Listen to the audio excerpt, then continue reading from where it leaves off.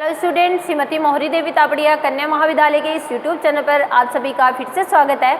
आज का जो अपना टॉपिक है वो है vertical motion of elastic string. Previous video में अपन ने इलास्टिक स्ट्रिंग के अंदर जो मूवमेंट होती है हुक्स लॉ के अकॉर्डिंग अपन ने डिस्कस किया था, किस तरह से हुक्स लॉ जो है उसके अकॉर्डिंग जो कोई भी जो इलास्टिक स्ट्रिंग होती है उसके अंदर अपन टेंशन को फाइंड आउट करते हैं और टेंशन से अपन वेलोसिटी और टाइम को भी फाइंड आउट इजीली कर सकते हैं। जो गति की समीकरण है उसको अपन ने सिंपल हार्मोनिक मोशन की फॉर्म में देखा था। मेरे हिसाब से आपको सारी चीज़ें उसमें क्लियर होगी। आज जो है वो अपन वर्टिकल मोशन की बात करते हैं। Vertical motion in the sense ऊपर से नीचे की तरफ गति या नीचे से ऊपर की तरफ गति, ठीक है। तो इसमें जब अपन वर्टिकल मोशन की बात करते हैं तो एक डायग्राम से इसको समझते हैं कि जैसे मान लो ये कोई अपनी इलास्टिक स्ट्रिंग है, ये शुरुआत में इसकी जो लेंथ है वो कितनी रहती है, अपनी L रहती है, ठीक है। अब कोई वस्तु यहाँ पर मान लो मैंने पॉइंट A पर क्या किया, कण को लटका दिया। जब मैंने इस पॉइंट A पर कण को लटकाया तो उस पर ग्रेविटेशनल फोर्स की वजह से क्या होगा,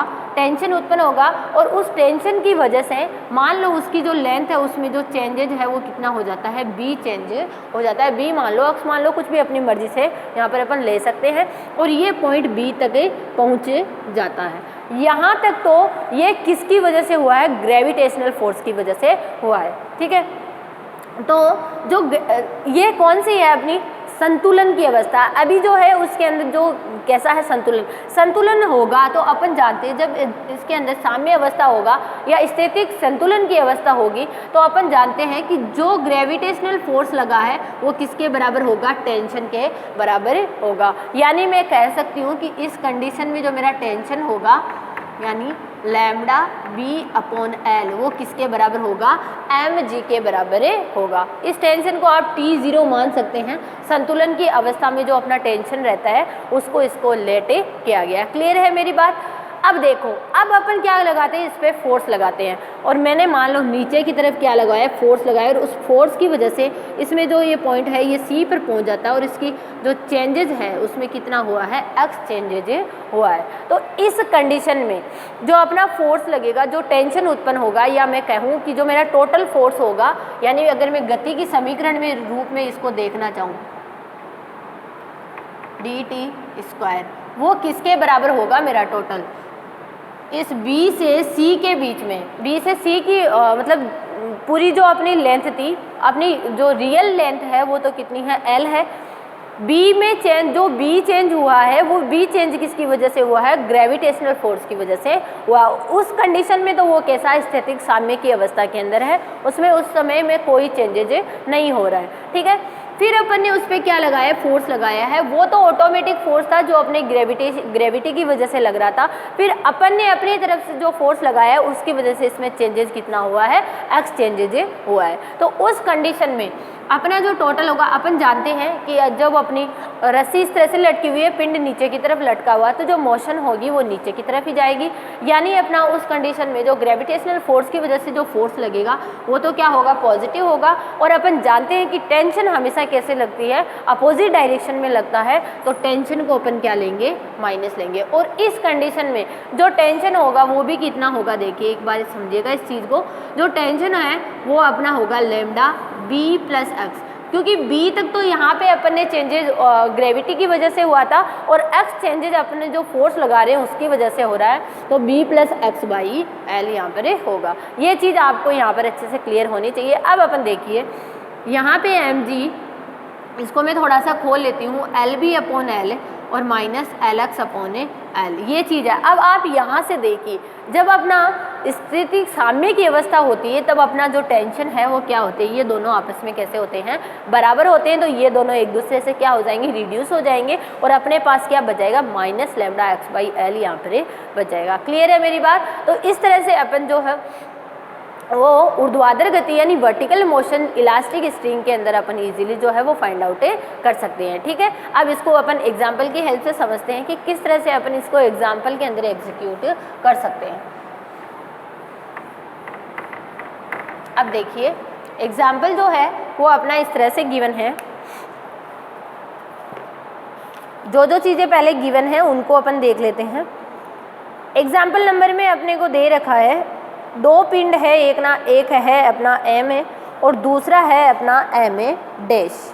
ठीक है, दो पिंड एम तथा एम डैश एक प्रत्यास्थ डोरी के सिरे से लटकाए जाते हैं जिनका एक सिरा कैसा है, स्थिर है। जब पिंड विराम अवस्था में होता है तो विराम अवस्था में हो तब एम डैश नीचे गिरता है, मतलब पिंड विराम अवस्था में होता है तो एम डैश जो होता है वो नीचे की तरफ गिरता है। तो सिद्ध करना है कि जो डोरी है उस पर ऊपर वाले सिरे से एम से जो दूरी होती है उसकी एक तो दूरी फाइंड आउट करनी है और एक अपने को टाइम जो है वो फाइंड आउट करना है। ठीक है, अब अपन यहाँ पे देखते हैं कि एम कहाँ है और एम डैश कहाँ है। पहले तो अपने को ये पता होना चाहिए कि अपना एम फोर्स है वो कहाँ पर है और एम डैश जो है वो कहाँ पर है। ठीक है, तो देखिए यहाँ पे सबसे पहले अपन एक डायग्राम बना लेते हैं। ये आपको जो डायग्राम दिख रहा है इसको ओ मान लेते हैं। ये अपनी जो डिस्टेंस है इसको शुरुआत में कितना माना गया है, इस आपकी एग्जाम्पल में बी माना गया है और यहाँ से यहाँ तक की भी बी है, एम की वजह से जो चेंजेज हो रहा है, और फिर इसमें क्या हो रहा है, एक्स चेंजेज हो रहा है। अब देखिए यहाँ पर जब अपन एम के लिए भी देख, सबसे पहले अपन यहाँ पे एम डैश जब अपन ने पिंड लगाया तो एम पिंड की जो स्थिति है उसमें क्या होता है, चेंजेज होता है। मतलब कहने का मतलब दोनों सिरों पर मास है, यहाँ भी मास है और यहाँ भी मास है। तो यहाँ पर एम डैश को अपन मान लो स्थिर रख रहे हैं, एम को जब अपन लटका रहे हैं नीचे की तरफ, तो उस कंडीशन में जो एम डैश है उसकी यानी यहाँ मान लो एम है, यहाँ नीचे की तरफ अपन ने एम डैश को लटकाया है, तो ये जो एम से एम डैश की जो डिस्टेंस है उसको अपने को फाइंड आउट करना है। एक तो एक्स का मान फाइंड आउट करना है और एक अपने को टाइम का मान है फाइंड आउट करना है। तो सबसे पहले तो अपन यहाँ पर जो इक्वेशन है उसको बनाते हैं। तो जो इक्वेशन है वो अपनी किस तरह से बनेगी, देखिए अभी अभी मैंने आपको बताया था इस चीज़ को कि इक्वेशन जो अपनी गति की समीकरण है, गति की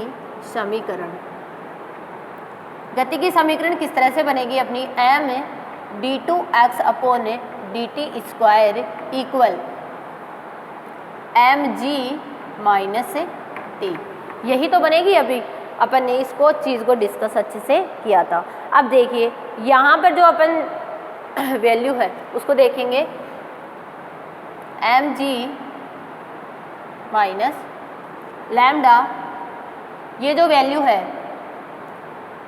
कितनी हो जाएगी, बी प्लस एक्स अपॉन में ए। ठीक है, ये वाली जो अपनी वास्तविक लंबाई है उसको ए लिया गया, सॉरी यहाँ पे मैंने गलत लिख दिया, बी नहीं होगा, यहाँ पे कितना होगा, ए होगा वास्तविक लंबाई के अंदर।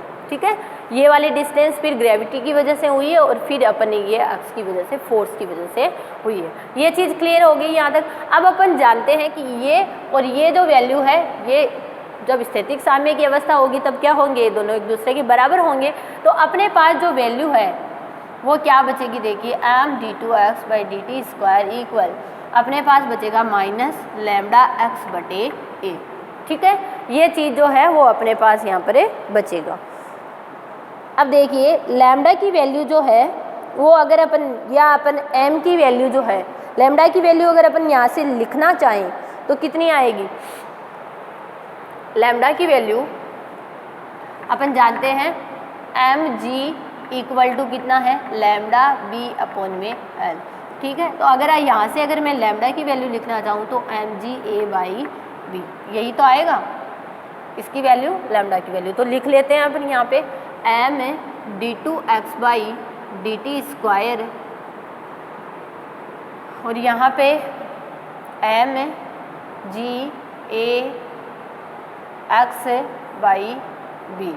ठीक है, और नीचे ए है, ए से ए कैंसिल हो गया, इस एम से ये वाला एम भी क्या हो गया, कैंसिल हो गया। तो अपने पास क्या बच गया, माइनस का जी एक्स बाई बी यहाँ पे फाइंड आउट हो गया। अब जो है वो अपन इसका क्या करवा लेते हैं, सबसे पहले अपन वेलोसिटी की रेस्पेक्ट में इसको अपन क्या करवाते हैं, डिफाइन करते हैं, v का वेलोसिटी का मान निकालते हैं, फिर v से अपन किसको फाइंड आउट करेंगे, x को फाइंड आउट करेंगे। ठीक है, तो लिख लेते हैं D two X by D T square को लिखा जा सकता है v D V D X, और इधर हो गया minus G X by B. Solve कर लेते हैं, V square by B, V square by 2, और इधर आएगा G square X by 2 B, sorry G X square plus यहाँ पे जो वैल्यू है वो बनेगी के डैश मान लो, ठीक है। अब 2 का अगर अपन उधर ले जाते हैं तो अपने पास वैल्यू बचेगी, इसको जो 2 के डैश होगा उसको मैंने मान लिया कैपिटल के। अब यहाँ पे अपन जो कंडीशन है उसको अप्लाई करवाएंगे और यहाँ पे फाइंड आउट करेंगे कि यहाँ पे फाइंड आउट करेंगे इसकी वैल्यू को, ठीक है। अब देखिए, जब शुरुआत की बात की जाती है, अपने एम डेज की बात की जाती है पिंड के लिए, तो वेलोसिटी जब 0 होती है तो एक्स अपना कितना होता है, c होता है, ठीक है। एम और एम डेज के लिए आपको वास्तविक जो लंबाइयाँ हैं वो अलग अलग दी हुई है, ठीक है। तो उसके अकॉर्डिंग यहाँ पे अगर उन वेलोसिटीज़ को देखी जाए तो यहाँ पर जो वैल्यू है वो क्या रहेगी अपनी v इक्वल टू 0 पर x इक्वल टू क्या होगा, c होगा। तो इस कंडीशन को जब अपन अप्लाई करवाएंगे तो जो k का मान है वो कितना आ जाएगा, g(c²) अपॉन में b, ये अपने पास में फाइंड आउट हो जाएगा, ठीक है। अब इस k की वैल्यू को वापस इसके अंदर अपन पुट कर देते हैं तो अपने पास वेलोसिटी की जो इक्वेशन है वो फाइंड आउट हो जाएगी। अब वेलोसिटी देखिए क्या बनती है अपने पास, तो वेलोसिटी अपने पास बनेगी v² equal to minus gx² upon b plus gc² upon में b, ठीक है। जो कॉमन है, जैसे gb कॉमन है तो मैं बाहर निकाल लिया, c² माइनस x² हो गया। v की वैल्यू अपने पास बन गई रूट g/b और रूट c² माइनस x², ठीक है। अब v को मैं तोड़ के क्या लिख सकती हूँ, यहाँ पर dx/dt जो है वो पुट कर सकती हूँ। तो यहाँ से जो है वो अपन x और t में जो इक्वेशन है उसको फाइंड आउट करेंगे। तो अपने पास जो वैल्यू है वो देखिए क्या बन जाएगी, t जो टाइम की वैल्यू है वो अपने पास यहाँ पर आ जाएगी dt। अब यहाँ पर देखिए x की जो वैल्यू है वो क्या हो रही है, घट रही है, ठीक है। नीचे की तरफ जा रहे हैं, x की जो वैल्यू है वो क्या होगी, घटेगी। तो यहाँ पर x की वैल्यू यहाँ पे बढ़ रही है तो उसके अकॉर्डिंग अपन यहाँ पे जो वेलोसिटी का साइन है वो क्या ले लेंगे, माइनस का ले लेंगे, ठीक है। तो dx इसके नीचे आ जाएगा रूट c² माइनस x², और ये वाला जो कांस्टेंट है उसको भी आप इधर रख सकते हैं या उधर भी ले जा सकते हैं, दोनों कोई भी कंडीशन आप यहाँ पर अप्लाई कर सकते हैं। माइनस भी ले लिया और ये बन जाएगा b/g, ठीक है। यहाँ तक हो गया और इक्वल में बन गया dt। अब इस जो क्वेश्चन है उसको अपन सोल्व कर लेते हैं। तो अपने पास ये जो अपन जानते हैं कि ये किसका इंटीग्रल होता है, कोस इन्वर्स का होता है, तो इसको अपन लिख लेते हैं। तो यहाँ पे t बराबर आ जाएगा रूट b/g कोस इन्वर्स x/c, ठीक है। ये वैल्यू यहाँ पर अपने बन जाएगी और एक आ जाएगा अपना कांस्टेंट है, कुछ भी मान लो, p मान लो कांस्टेंट, ठीक है। अब अपन जानते हैं शुरुआत के अंदर जब अपना x इक्वल टू c होता है तो टाइम कैसा रहता है, 0 रहता है। x इक्वल c पर t इक्वल 0। तो यहाँ से जो k है उसकी वैल्यू फाइंड आउट होगी 0 इधर, और इधर जो है रूट b/g कोस 1 कहाँ पर होता है, 0। तो यहाँ पर अपना जो p होगा उसकी वैल्यू क्या बनेगी, 0 बनेगी। तो इस कंडीशन में जो अपना ये टाइम है उसकी वैल्यू बन जाएगी t, उस कांस्टेंट को हटा देंगे और यही हमें यहाँ पर में प्रूफ करना था, ठीक है। पहला प्रूफ अपने को टाइम के लिए करना था और एक प्रूफ अपने को डिस्टेंस के लिए भी करना था। ये तो क्या आ गया, अपना टाइम यहाँ पर आ गया। और अब इस टाइम की हेल्प से अपन क्या कर लेंगे, x की वैल्यू फाइंड आउट कर लेंगे इसी इक्वेशन से। तो x की वैल्यू यहाँ से देखिए क्या बन जाएगा, रूट g/b उसके मल्टीपल में t, ठीक है। इधर है कोस इन्वर्स x/c। अब कोस को भी इधर ले आते हैं, x/c बनेगा कोस रूट g/b t यहाँ से, और x टोटल जो ये c भी इधर चला जाएगा तो c cos root g/b t, ये अपने पास क्या आ जाएगा, x का मान आ जाएगा। तो टोटल a ये रहा, b ये रहा और x का मान अपन ने निकाल लिया। तो टोटल जो डिस्टेंस होगी इन दोनों जो मासेस की वजह से वो क्या आ जाएगी अपनी, अपन लिख लेंगे कुल दूरी कुल दूरी, ठीक है। कुल दूरी क्या आ जाएगी अपने पास a प्लस बी और x का मान अपने पास कितना आएगा c cos root g by B T, ये अपने पास यहाँ पर फाइंड आउट हो जाएगा, ठीक है। तो इस तरह से अपन जो है वो किसी भी वर्टिकल मोशन यानी इलास्टिक स्ट्रिंग की जो वर्टिकल मोशन है उसके इक्वेशंस को अपन इजीली फाइंड आउट करके उसके क्वेश्चन को सॉल्व कर सकते हैं। तो ये था अपना आज का वीडियो जिसमें अपन ने vertical motion of elastic string को डिस्कस किया है। आई होप आपको समझ आया होगा। आप इस वीडियो को ध्यान से देखिएगा और कुछ भी नहीं समझ में आता तो शेयर कीजिएगा। Thank you so much.